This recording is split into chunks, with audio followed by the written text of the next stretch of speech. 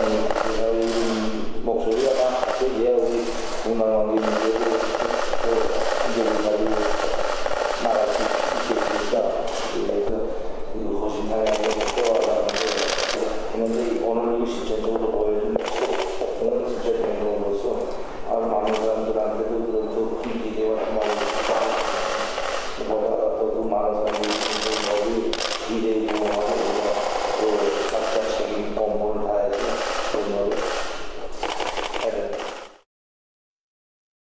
김정은 위원장은 한반도의 완전한 비핵화의 의지가 확고하다는 것을 어제 다시 한번 분명하게 피력을 했습니다. 김정은 위원장에게 불분명한 것은 비핵화의 의지가 아니라 자신들이 비핵화를 할 경우에 미국에서 적대 관계를 종식하고 체제 안전을 보장하겠다라는 것에 대해서 확실히 신뢰할 수 있는가 라는 것에 대한 걱정이 있다고 봅니다. 반면에 한미 정상회담에서 트럼프 대통령은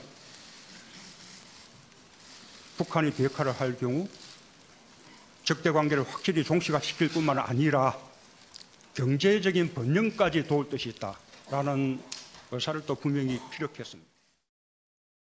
네, 사실 이게 핵심입니다. 북한이 체제 보장에 대해서 의구심을 갖고 있다는 걸 김정은 국무위원장 만나고 와서 우리 문재인 대통령이 얘기를 하셨어요.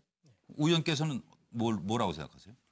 아직까지 사실 이 부분이 굉장히 불분명한 상황입니다. 우리가 이 체제 보장이라는 말은 좀 쉽게 많이 사용하고 있는데 이 개념은 아주 추상적인 개념이죠. 도대체 과거에 어떤 나라가 어떤 나라 체제 보장할 때 무슨 어떻게 했다라는 게 있습니까? 사례가?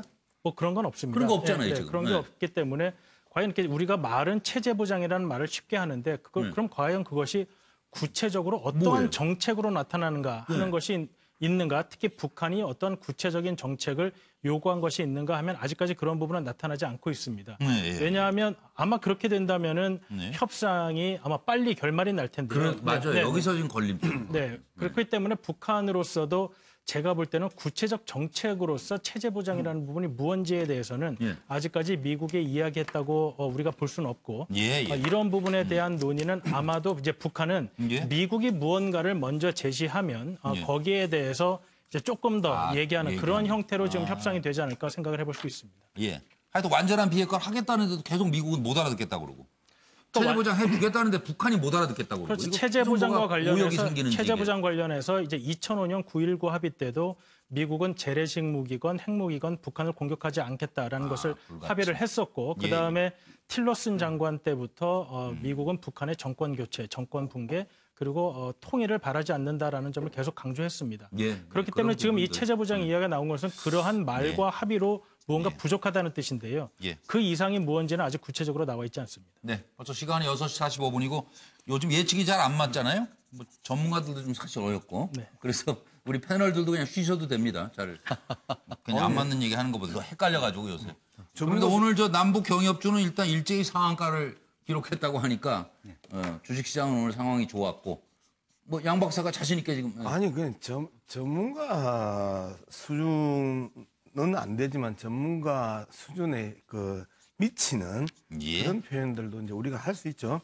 그래서 보시는 거예요. 그래서 그러니까. 딱 저는 이 한 네 가지의 구체적인 개념이 있다고 봅니다. 북미 적대행위 금지, 상호 불가침 조약, 정경협정을 평화협정으로 바꾸는 것, 북미 수교 이제 요 부분인데요.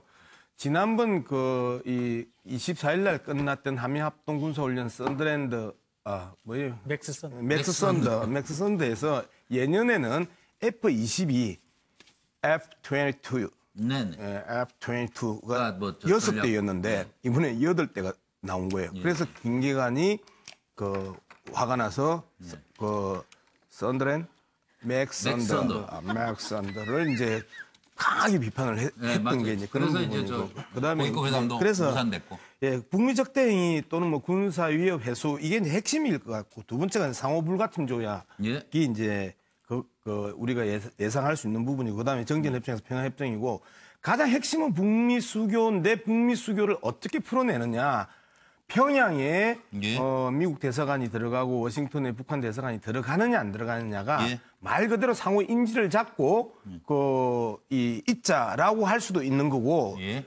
북미 수교와 상호 불가침은 말 그대로 그 같은 개념의 동시 행위거든요. 예. 그래서 저러한 행태들의 구체적인 것들이 계속해서 이 부딪히는 부분은 저는 상징적이고 그다음에 문서로 가능한 부분들은 위쪽이지만 마지막 북미 수교의 구체적인 형태가 대사관을 놓느냐 안 놓느냐, 네, 연락소를 놓느냐 안 놓느냐. 대통령과 또 저쪽 상하.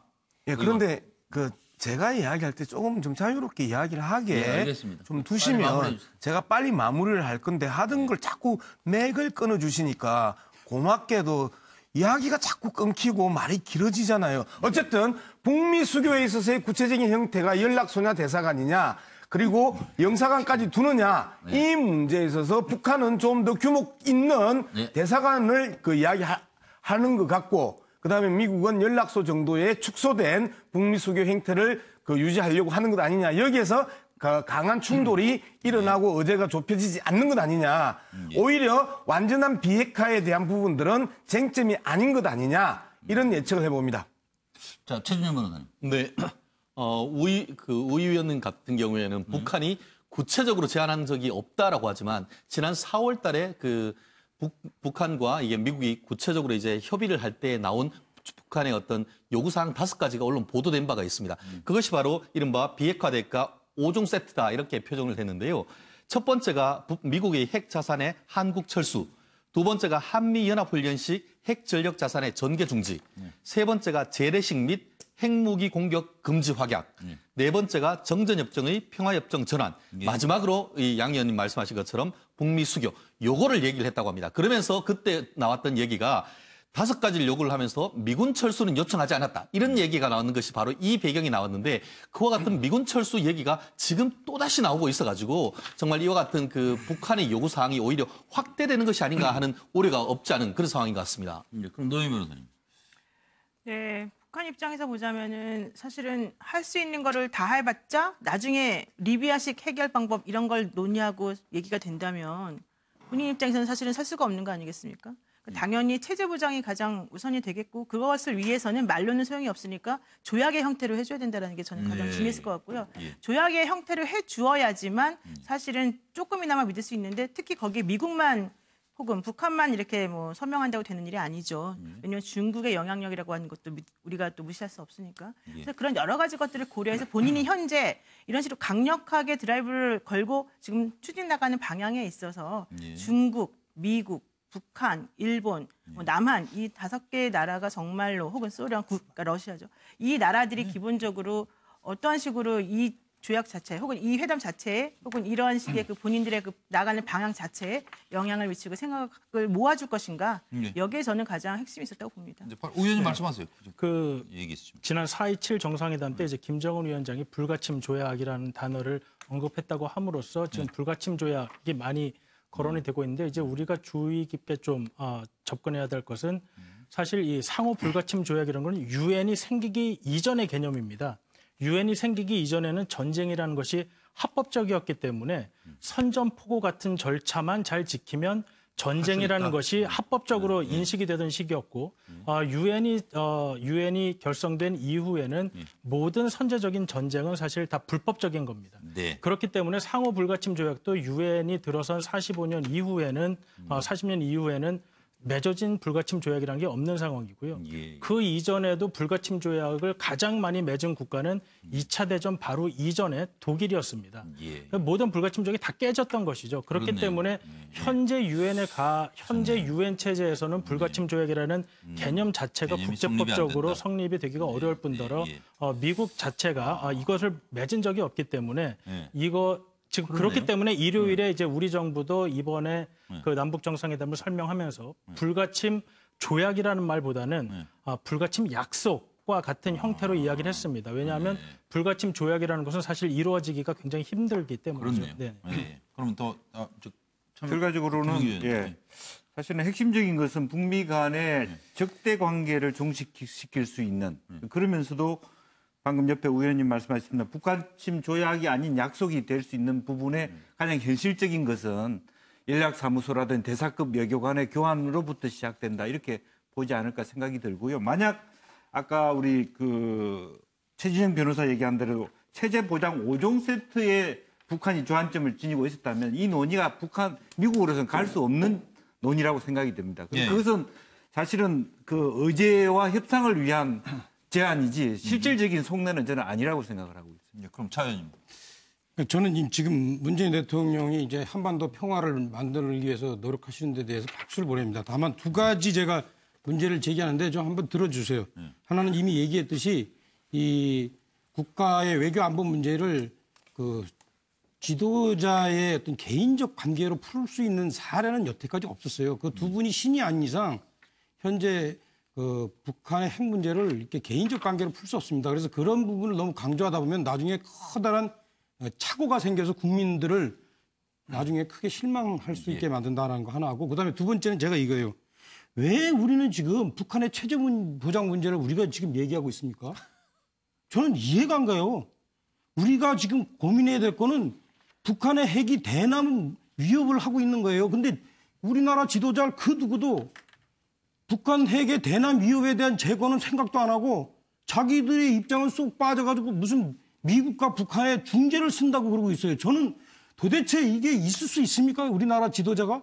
저는 이 부분에 대해서 진짜 제가 진정으로 말하는데 지금 문재인 대통령과 현 정부는 정말 주목해야 될 건 뭐냐면 북한의 대남 핵 위협을 어떻게 제거할 것인가를 지금 고민하고 그것을 김정은과 얘기해야 되는 겁니다. 그 종착량 아니에요? 대남 핵 위협을 제거하는 지금 것이 그 얘기가 미국도 마찬가지고 한마디도 없어요. 그래서 제가 체제 위협과 관련해서 말씀드릴게요. 예? 북한의 지금 리비아 체제 위협 이거 사례를 드는데 리비아가요.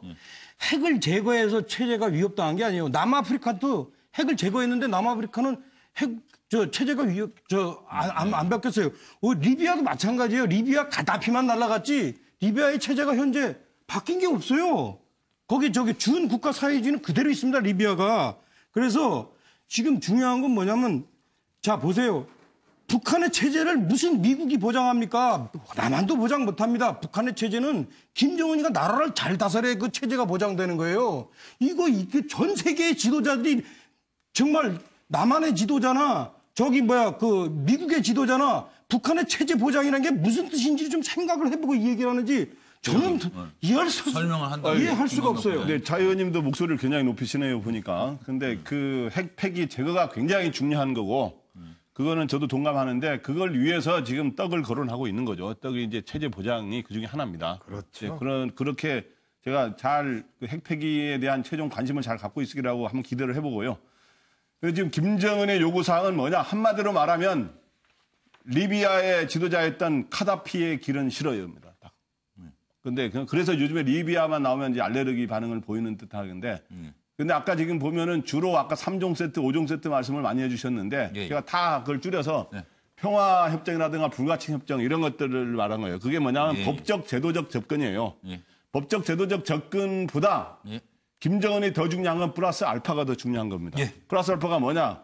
리비아가 카다피가 핵을 포기하는 과정을 2003, 4년에 거친 뒤에 7년 후에 자기 정권이 몰락을 하거든요. 근데 몰락을 할 때는 미국이 직접 때리지는 않습니다. 당시 시민 항쟁과 반군과 그다음에 서방 연합군들이 일부 가세한 이런 거에서 하는데 그렇지만 여러 가지 지금 설에 의하면 반군이라든가 이런 데 하는데 미국이라든가 서방 사회, 서방 국가들이 지원하지 않았겠느냐라고 하는 시민 이런 것들이 이제 그런 설들도 많이 나오고 있습니다. 그러니까 그런 것들이 절대 없어야 된다라고 하는 거를 김정은 위원장은 그게 굉장히 실질적으로 중요하다. 이거를 굉장히 강조하고 있는 것이죠. 아니 반군이 없게 해야지 무슨 반군을 지원해느냐 안 해느냐가 중요해요. 그거 역사적으로 그 말인 것 같은데요. 6시 10분에 시작해서 45분을 얘기했는데요. 제가 아주 솔직하게 말씀드릴까요? 오늘 뭐 전문가도 계시고 패널들 다 훌륭하시지만 시청자들은 그래서 그렇게 된 거구나 이해하셨어요? 트럼프가 6월 10일 날 날짜 잡은 거 트럼프 아니에요? 네. 그날 하겠다고? 그리고 뭐 국무장관이고 뭐 왔다 갔다 많이 했잖아요. 그리고 그동안 나온 얘기들 다 들었고 지금 오늘 나온 얘기도. 왜 틀어진 거예요 그러면? 트럼프가 회담을 갑자기 취소했다가 59시간 지나서 또 다시 해볼까? 잘 되고 있다. 이 핵심 이유를 저는 아직도 지금 모르겠어요. 그러니까 여러분이 이걸 짚어주세요. 자, 들어보시겠습니다.